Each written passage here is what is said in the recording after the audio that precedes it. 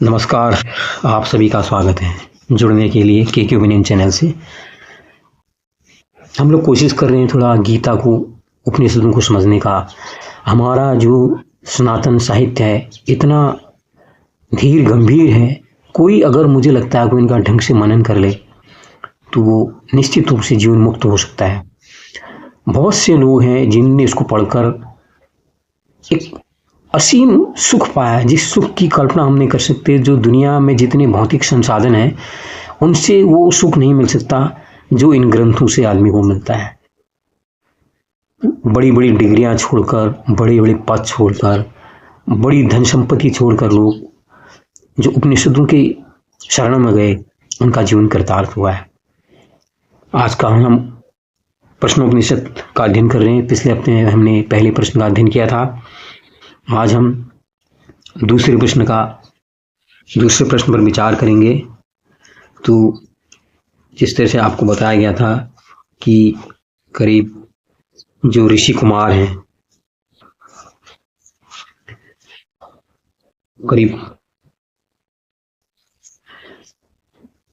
जबकि वो ऋषि कुमार हैं, खुद ही आप लगाइए, वो उसके बाद भी अपनी जो उनके अंदर इच्छाएं हैं वो जानने के लिए वो पिप्पलाद ऋषि के पास जाते हैं, क्योंकि उनको पता है जो पिप्पलाद ऋषि हैं उनको बहुत अच्छा ज्ञान है परम ब्रह्म के बारे में। जितनी भी प्रकृति से, परम ब्रह्म से रिलेटेड, प्राण से रिलेटेड जो उत्कंठा है उसको लेकर भारद्वाज के पुत्र के साथ शिवी कुमार, सत्यकाम, गर्गोद में उत्पन्न सौरायणी, कौशल देश के आश्वायन, विदर्भ देश के भार्गव, कत्ति की पपोत, कबंदी, ये सब पहुंचे हैं पिप्पलाद ऋषि के पास, क्योंकि पिप्पलाद ऋषि इस विषय में थोड़ा ज़्यादा ज्ञान रखते हैं। तो आइए हम शुरू करते हैं इस अध्याय को। जो प्रश्न द्वितीय प्रश्न है, इसमें कुल मिलाकर 13 यहाँ पर मंत्र हैं, 13 श्लोक हैं, और जो सवाल पूछ रहे हैं उस पर विचार करते हैं। आज जो सवाल जो पूछा है वो भार्गव ऋषि पूछ रहे हैं महर्षि पिप्पलाद से कि बताइए प्राणियों के शरीर को धारण करने वाले कुल कितने देवता हैं, और इनमें से कौन इनको प्रकाशित करते हैं, और कौन इनमें सबसे श्रेष्ठ है। ये उनका सवाल है, जो द्वितीय सवाल है कि शरीर से लेकर है। तो इस पर जो जवाब दिया गया है वो उस पर हम विचार करते हैं। भार्गव के पूछने पर महर्षि पिप्पलाद उत्तर देते हैं कि सबका आधार तो वैसे आकाश रूप देवता ही है, परंतु उत्पन्न होने वाले वायु, अग्नि, जल और पृथ्वी, ये चारों महाभूत भी शरीर को धारण किए रहते हैं। जो स्थूल शरीर है वो इन 4 तत्वों से बना हुआ है, इसलिए धारक देवता है। वाणी आदि 5 कर्मेंद्रियां, नेत्र और कान आदि 5 ज्ञानेंद्रियां, मन आदि 4 अंतर्करण, ये 14 देवता शरीर के प्रकाशक हैं, ऐसा कहते हैं। इसलिए धारक और प्रकाशक देवता कहलाए। लेकिन देव को के लेकर ही इनकी आपस में जो प्रकाशित करने के संबंध में ये आपस में लड़ने लगी, और इन पर चर्चा होने लगी कि असल में जो देव को संभाल रखा है वो हमने संभाल रखा है, मैंने संभाल रखा है, मैंने संभाल रखा है। इस चीज की यहाँ पर चर्चा आपस में करने लगे। तो उसके बाद इनमें जो सर्वश्रेष्ठ प्राण है उसने कहा, आप लोग ज्ञानवश मूर्खतावश विवाद मत करो। आप में से किसी ने भी शरीर को धारण नहीं किया हुआ है, आप में किसी के अंदर भी शरीर को धारण करने की क्षमता नहीं है। मैंने ही प्राण, अपान, समान, व्यान, उदान 5 रूप में विभक्त करके इस शरीर को सुरक्षित रखा है। और जितने जीव देवता है ना वो इनकी बातों से बिल्कुल भी संतुष्ट नहीं हुए। फिर थोड़ा प्राण को ठेस लगी। प्राण को जब ठेस लगी तो फिर उसने कहा कि अब शरीर से मैं निकलता हूँ। और जैसे ही प्राण जो है शरीर से ऊपर उठने लगा तो जितने देवता है ना आदि सब ये सब भी विवश होकर पीछे पीछे पीछे प्राण की निकलने लगे और स्थिर नहीं रह सके। जिस तरह से कहते हैं कि मधुमक्खी के छत्ते में से जब मधुमक्खी उड़ जाती है उसके पीछे पीछे सारी मधुमक्खियां चली जाती हैं, और जहाँ मधुमक्खी बैठती है वहाँ सारे वो बाकी मधुमक्खियां भी बैठ जाती हैं, श्रमिक मधुमक्खियां हैं। तो इसी तरह से प्राण जब वापस लौटा, वापस स्थिर हुआ, तो फिर ये सारे देवता आदि भी स्थिर हो गए। तो फिर ये अब समझ गए कि प्राण ही असल में शरीर को धारण कर रहा है। तब वो उसकी स्तुति करने लग गए कि भैया आप ही जो हैं, आप अग्नि रूप धारण किए हैं, आप ही सूर्य हैं, आप मेघ, इंद्र, वायु सब आप ही हैं। जो भी श्रेष्ठ अमृत स्वरूप परमात्मा है, वो सब आप ही हैं, प्राण को ही फिर उस स्तुति सब करने लगे जब उनको असल में ये सब पता हो गया। जिस प्रकार कहा गया कि रथ के पहिए में नाभि में जो लगे हुए चक्र के चारों जो बीच में एक्सेल है उसकी ओर ही सब कुछ आश्रित रहते हैं, उसी तरफ से सारी ऋग्वेद की ऋचाएं, यजुर्वेद के मंत्र आदि, ब्राह्मण क्षत्रिय सभी अधिकार होता है, सबके सब प्राण के आधार पर टिके हुए हैं।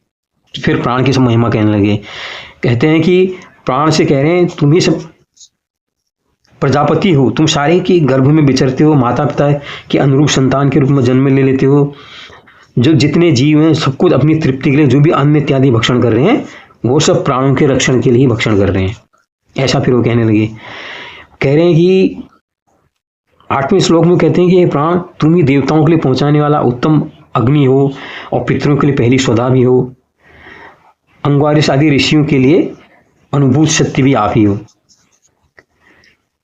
आप कह रहे हैं कि जो इंद्र है वो आपके तेज से इंद्र का अस्तित्व है और आप ही प्रलय काल में सबका संहार करने वाले रुद्र हो और सबकी भली भांति रक्षा करने वाले भी आप ही हो, और तू ही अंतरिक्ष में विचरने वाला वायु हो, ऐसा वो सब कह रहे हैं। जितने भी अग्नि चंद्र तारे हैं सब ज्योतिर्गणों के स्वामी हैं, सूर्य हैं, और सूर्य किन से चल रहा है? प्राण से ही चल रहा है, यहाँ तक की बात आ गई। और जब आप मेघ बनकर पृथ्वी में वर्षा करते हो तो जो जनता कहती है वाह इस बार तो अन्न बड़ा अच्छा होगा, तो ये भी सब आपकी वजह से ही सारा सब कुछ हो रहा है। तो इसलिए प्राण ही जो है स्वभाव से सबसे शुद्ध है, ऐसा फिर वो मान रहे हैं, सब कह रहे हैं फिर वो, और तुम ही सबके श्रेष्ठ हो, और जितनी इंद्रियां हैं मन आदि हैं सब भोजन सामग्री इत्यादि जो हैं आप ही को समर्पित कर रहे हैं। और यहां तक कि वो कह रहे हैं कि हे प्राण तुम ही हमारे पिता हो, और जितनी लोगों में जो वाणी स्रोत चक्षु आदि समस्त इंद्रियों मन में अंतरिक्ष वृत्ति में व्याप्त है वो भी किससे है? वो आपसे ही है। इसलिए अब वो कह रहे हैं जब उठने लगा प्राण शरीर से तो कहने लगे कि अब आप शांत हो जाओ और इस शरीर से उठकर बाहर मत जाओ, ये हमारी प्रार्थना है। और इस प्रत्यक्ष दिखने वाले लोग में जितने भी पदार्थ हैं, स्वर्ग में जो भी सब कुछ स्थित है, वो कह रहे हैं कि सब कुछ ही प्राण के अधीन है। इसलिए अब इंद्र देवता भी कहने लग गए कि हे प्राण, जिस प्रकार माता अपनी पुत्रों की रक्षा करती है तू हमारी रक्षा कर, जो हम लोगों की जो कांति हमारा तेज है वही प्राण तुझसे ही है, इसलिए तू शरीर को उठकर मत जा। तो इस तरह से भार्गव ऋषि द्वारा पूछे गए इन प्रश्नों का उत्तर, प्रश्न तो एक ही था, इसके 3 हिस्से थे, इसका उत्तर महर्षि पिपलाद ने बताई कि प्राणी के शरीरों का अवकाश देख बाहर और भीतर से धारण करने वाला आकाश तत्व है। जैसे ना कबीरदास जी का दोहा भी एक जल में कुंभ में जल कहते हैं ना, कि जब जल रखा हुआ है पानी समुद्र के ऊपर कुंभ रखा हुआ है वो फूट गया तो दोबारा उसे मिल गया, पानी पानी में ही मिल गया। तो प्राण क्या है? आकाश तत्व है।